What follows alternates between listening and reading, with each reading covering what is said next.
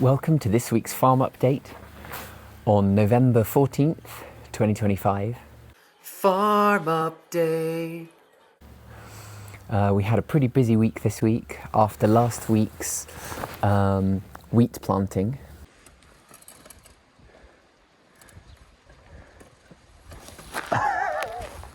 We had peanut harvest.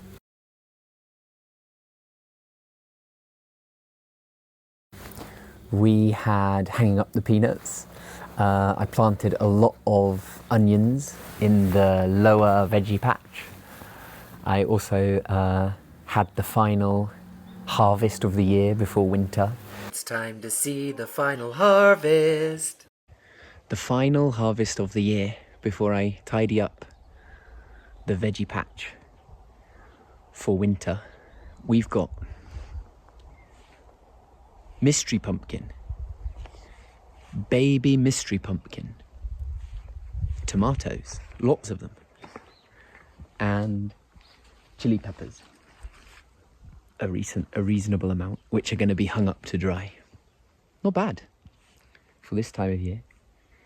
And then we also have bell pepper that has gone too hard now because of the cold and probably won't ripen. And we have lots of newly planted onions, which we can go ahead and enjoy next year here as well. We got some mystery pumpkins.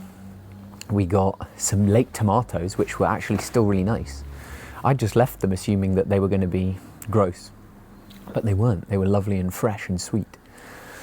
And what else? Oh, chili peppers as well, which are hung up now, drying. I'll let you know how the mystery pumpkins go. They were given to me by Stephen, the dude who was helping out when we were planting the wheat.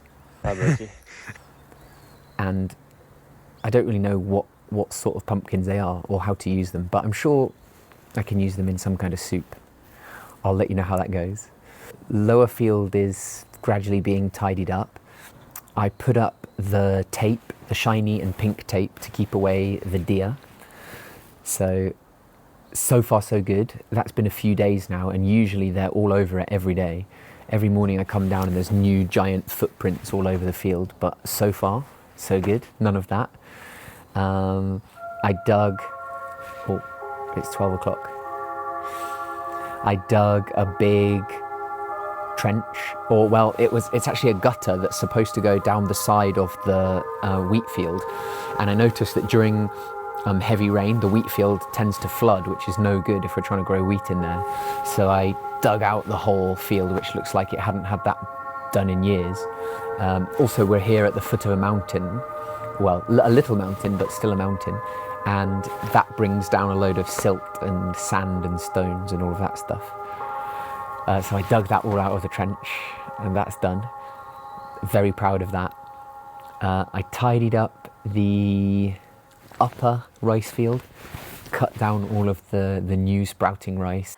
Let's find out more about rice. This is our upper rice field, and although now it's mid-November and we're not going to be planting rice until May, so we've got many months until we need to be planting this, we still need to do lots of preparation for the field. So as you can see, after the harvest, we've cut the rice, but it's grown back and it's even producing little grains of rice. These aren't edible, unfortunately, but in warmer climes, you can get 2 harvests out of one field in Japan. Those lucky farmers. But up here in the cool mountain air of Nagano, we can't do that.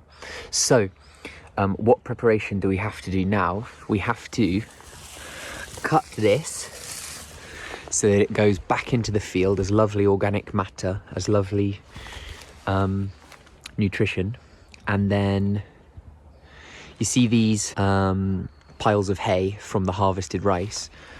I'm going to have to rake those out and spread them across the field after I've cut everything. So that's today's prep, and you can see the the wheat field in the back as well. Let's do it.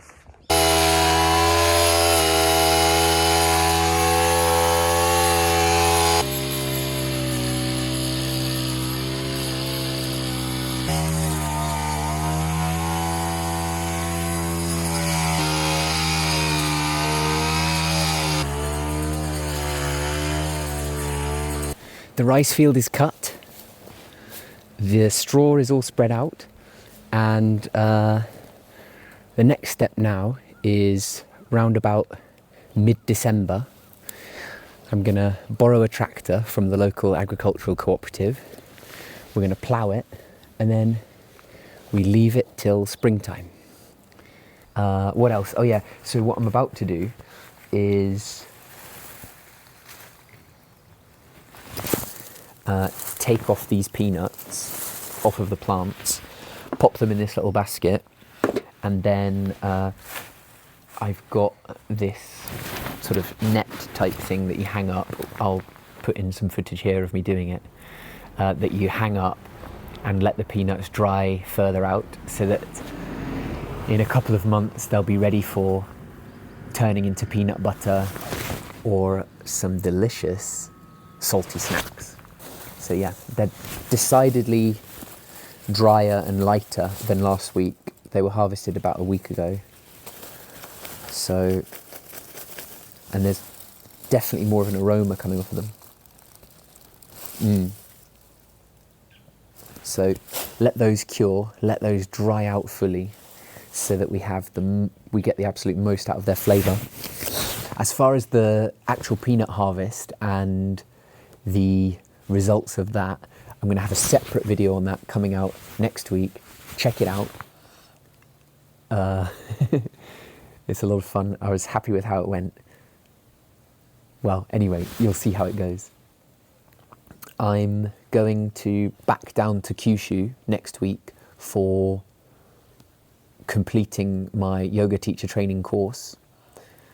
This time I'm going with my son, and we're going to document that as well. So probably sometime in December, we'll have a few videos of our adventures and our exciting time on the way there and on the way back, and be really happy to share that with you. It's really amazing seeing at this time of year the changes that we see in the weather, the temperature obviously, and then how nature adapts to that, how the weeds all die back and dry out and go down, and then we have different harvests coming to fruition. And just like in life, we have seasons. There's time for rest, there's time for abundance, and now we're just entering that time for rest, and living amongst that, being able to enjoy those rhythms is an absolute pleasure, and it really connects me to the land and to myself and to the local community as well, because this is quite an agrarian community, and everybody's doing similar things with their land and their little plots, and it's just amazing and fantastic to be part of that. So coming up, check out the peanut based video coming out next week, and then we're going to be going on our big trip down to Kyushu. So I'm excited about sharing that with you too.